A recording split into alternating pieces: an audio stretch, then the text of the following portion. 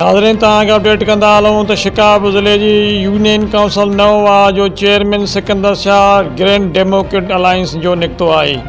नाज़रीन तव्हांखे अपडेट कंदा हलूं त शिकागो ज़िले जे सियासी समाजी धुरनि तरफ़ां यूनियन काउंसिल नवा ते ॿीहर इलेक्शन कराइण जो मुतालबो कयो वियो आहे।